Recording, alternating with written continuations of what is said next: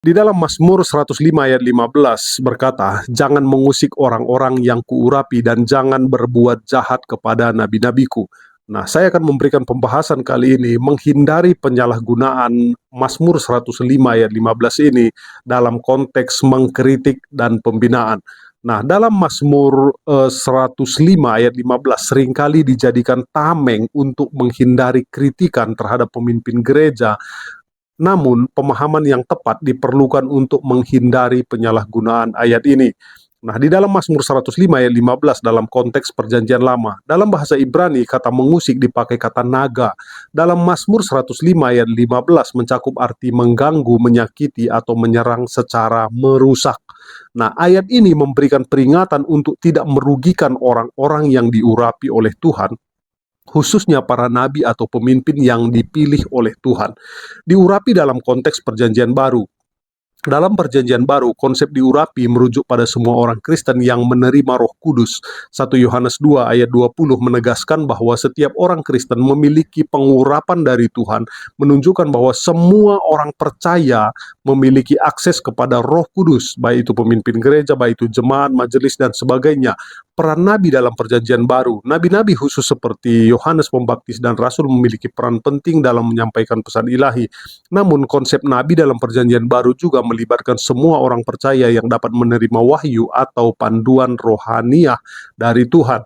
Pentingnya kritik dan pembinaan. Mengkritik kesalahan bukanlah mengusik hamba Tuhan, melainkan suatu bentuk pembinaan.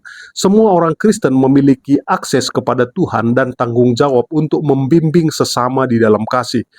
Jadi kesimpulannya, dalam Mazmur 105 ayat 15 ini perlu dipahami dengan cermat, menghindari penyalahgunaan untuk menghindari kritikan.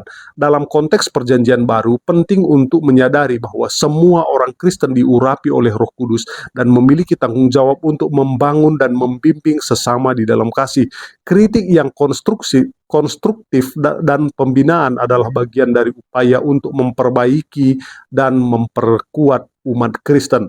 Jadi semua kita diurapi oleh Tuhan, semua kita adalah bagaikan nabi, mempunyai akses kepada Roh Kudus yang oleh karenanya kita bisa memberikan masukan kepada sesama kita orang Kristen. Nah, jadi jangan lagi ada orang yang merasa eksklusif, anti kritik, lalu dia bersembunyi di balik Mazmur 105 ini supaya tidak dikritik oleh orang-orang Kristen yang lainnya. Nah, ayat Mazmur 105 ini, ayat 15 ini, tidak diberikan Tuhan untuk menyembunyikan ataupun tempat kita bersembunyi dari kesalahan kita supaya tidak dikritik oleh orang lain.